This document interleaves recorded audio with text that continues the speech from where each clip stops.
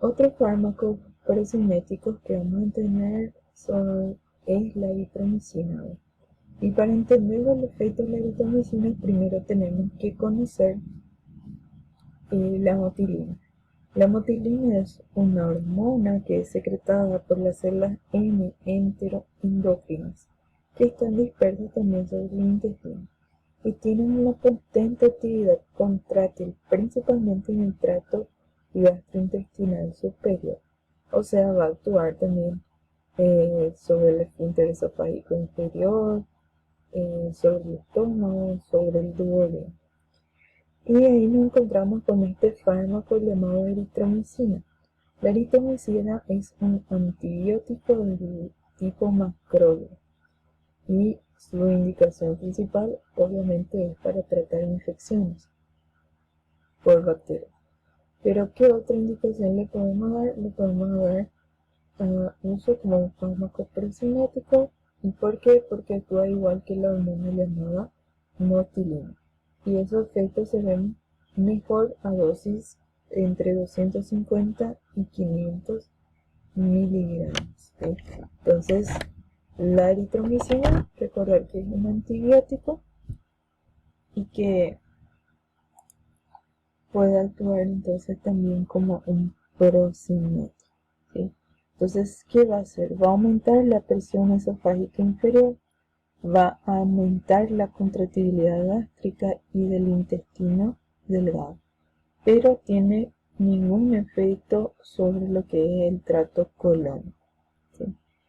La eritromicina se puede administrar entonces por vía oral, lo va a metabolizar el hígado y su acción se va a ver máxima se va a ver después de media hora a 2 horas y media y tiene un tiempo de vida media de 2 horas. Se va a excretar principalmente a través de las heces. Entonces, ¿en quiénes vamos a indicar eritromicina como un agente procinético? Vamos a indicar en pacientes que tienen gastroparesia diabética, donde el vaciamiento gástrico mejora a corto plazo.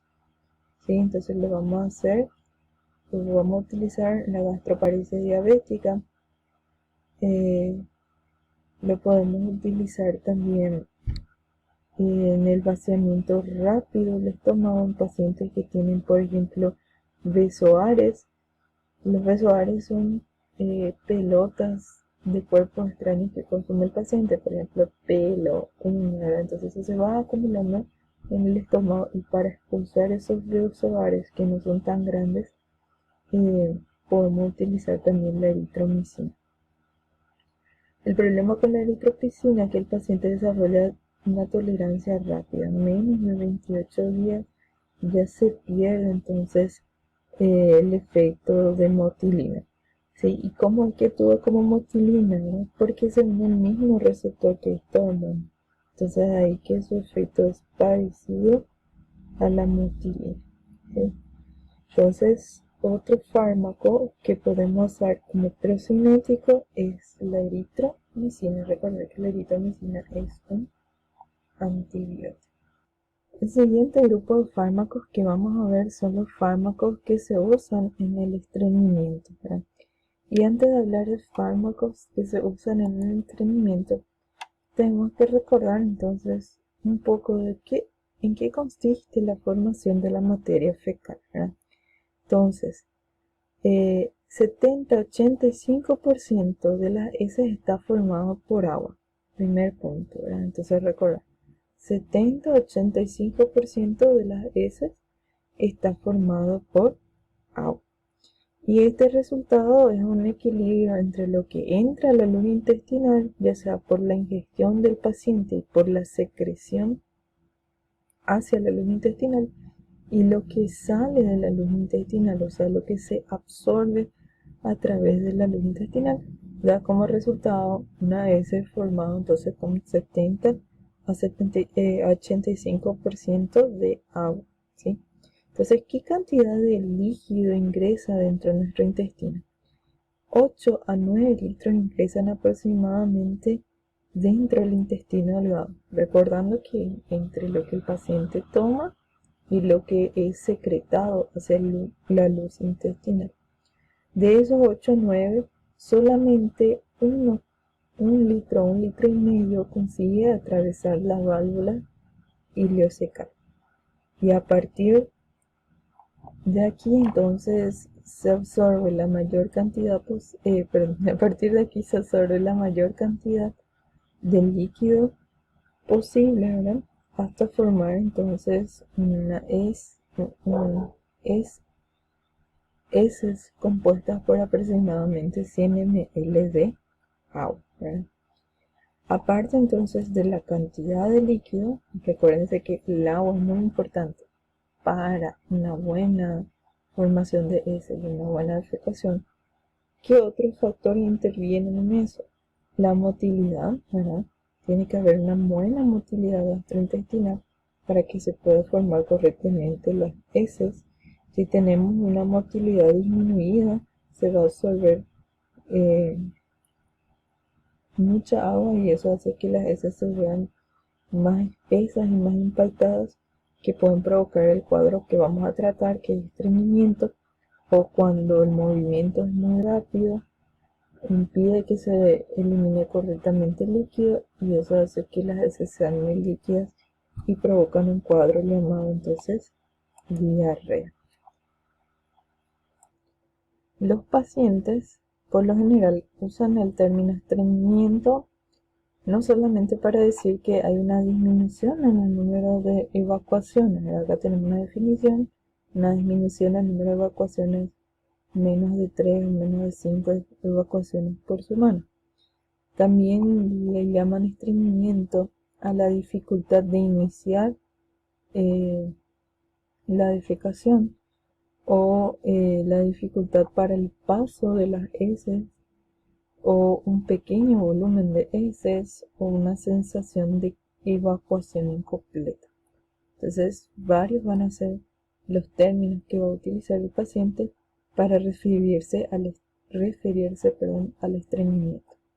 Entonces tenemos disminución del número de frecuencia, dificultad para iniciar la defecación, heces muy pastosas, muy duras o heces un pequeño volumen y también una sensación de evacuación incompleta. El estreñimiento puede deberse a varias causas que suelen ser reversibles o secundarias, o sea que podemos tratar. Por ejemplo, la falta de una dieta rica en fibras, algunos fármacos pueden alterar la motilidad y también pueden hacer entonces que las heces sean más espesas, algunas alteraciones hormonales, algunos trastornos neurogénicos como la diabetes, por ejemplo, y enfermedades sistémicas pueden ser causas de lo que es el estreñimiento. Entonces, la mayoría de los casos de estreñimiento crónico no tienen una causa específica, ¿sí? 60% de los pacientes que tienen estreñimiento tienen un tránsito colónico normal, ¿sí? Entonces hay que buscar por qué esa causa de estreñimiento fuera entonces de la motilidad. El estreñimiento entonces por lo general podemos corregir, ¿sí? Mediante una dieta rica en fibras, la ingesta adecuada de líquidos, entrenamiento y hábitos intestinales adecuados, son todas medidas que evitan el estreñimiento. Si el paciente ya tomando todas estas medidas sigue teniendo estreñimiento, ahí sí se le indica entonces el tratamiento con fármacos laxantes o catárticos, ¿sí? Cuando yo hablo entonces de fármacos laxantes o catárticos, tengo que diferenciar entonces esos términos, aunque se habla mucho de o se los utiliza mucho en forma de sinónimos, son diferentes. Cuando nosotros hablamos de laxantes, estamos hablando de una evacuación de materia fecal formada en el recto. Entonces, cuando yo le doy un laxante al paciente, el paciente va a evacuar una materia fecal formada entonces en el recto.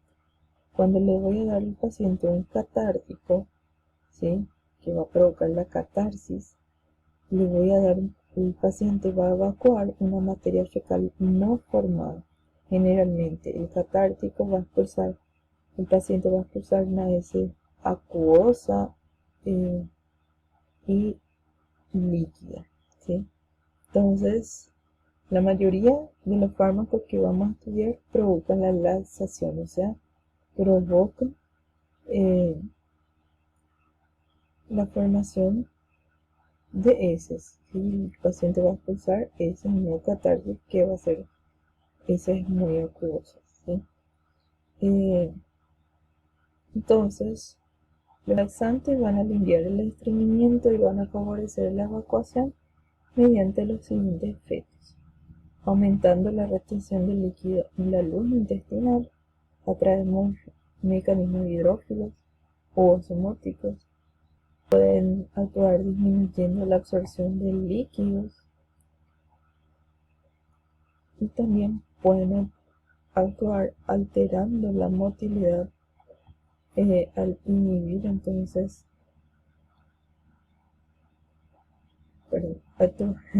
alterando la motilidad por la inhibición de contracciones segmentadas y por la estimulación de contracciones propulsivas, ¿sí?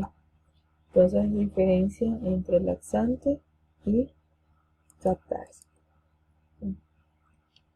¿Para qué vamos a utilizar estos fármacos? Obviamente vamos a utilizar para tratar el estreñimiento, pero más se utilizan para procedimientos diagnósticos, radiografía, colonoscopía, también procedimientos quirúrgicos del colon, ¿sí? Es lo que utilizamos, o para lo que más se utiliza este tipo de fármacos, ¿sí? Entonces vamos a ver los tipos de laxantes que vamos a encontrar. Vamos a encontrar laxantes formadores de masa, laxantes suavizantes u lubricantes. Vamos a encontrar laxantes osmóticos y estimulantes por contacto, ¿sí? Entonces los fármacos formadores de masa van a aumentar el volumen intestinal. Los suavizantes lubricantes van a modificar la estructura fecal. Los laxantes osmóticos van a producir la osmosis y los estimulantes van a irritar entonces la mucosa y favorecer entonces la formación de heces.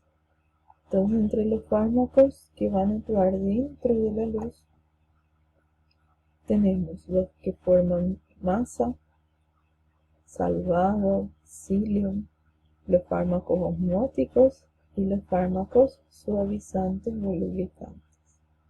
Ya los irritantes vamos a tener el bisacodyl, el aceite de ricina, entre otros. Entonces, la misma clasificación: fármacos que actúan a nivel luminal, fármacos que son irritantes y fármacos que pueden tener acción procinética. Recuérdense que es sobre todo en la motilidad. Entonces vamos a hablar del primer grupo de fármacos, que son los fármacos laxantes formadores de masa.